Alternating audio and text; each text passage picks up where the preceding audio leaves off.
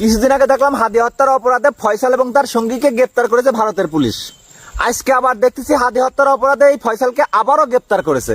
কিন্তু আমি একটা জিনিস বুঝতেছি না, একটা মানুষকে কয়বার গ্রেপ্তার করে? আসলে আমি চিন্তায় পড়ে গেছি, কোন দিয়ে আসল কোন দিয়ে নকল কিছুই বুঝতে পারতেছি না। আমি তাহলে এটাও চিন্তা করি বসে বসে যে আমি যে বিদেশেতে বাড়িতে আমার ওয়াইফের সাথে কথা কয় ভিডিও কলে, না জানি ওইদিকে আমার ওয়াইফ পিকচার দিয়ে এআই ভিডিও মানে ক্যামেরার সামনে নিয়ে এসে থুয়ে দিয়ে ওই অন্যান্য কাজ কাম করি বেড়ায়। আর আমি মনে করি মানে এটাই সত্যি, আমি মনে হয় আমার ওয়াইফের সাথে কথা করছি। আসলে বোঝা খুবই কষ্ট, খুব কষ্ট। এই হাদি হত্যার জন্য ফয়সালকে আবার গ্রেপ্তার করছে। ভিডিওটা আপনারা দেখেন, সত্যি কিনা একটু দেখেন তো। আর এটা আসল ভিডিও না নকল ভিডিওটা একটু কমেন্ট করে বলেন তো। এই সাংবাদিক গুলো যে মাথা খেয়া ফেললো। ফয়সাল কার কথাতে হাদিকে হত্যা করা হয়েছিল? ফয়সাল কে বলেছিল? কি বলবেন আপনি বলুন।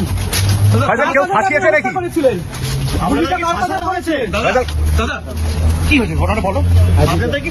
হ্যাঁ আমি এই কাজ করি না। তুমি ফাঁসানো হয়েছে? নো, আমি এই কাজই করি না। এই ধরনের কোনো কাজে আমি ছিলাম না।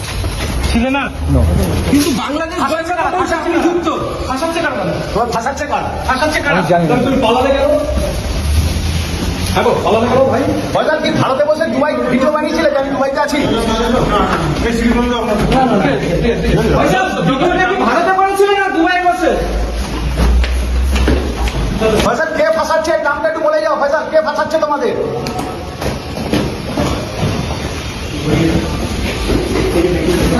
এআই আসার পরে এই নিজেকেই এআই মনে হয়।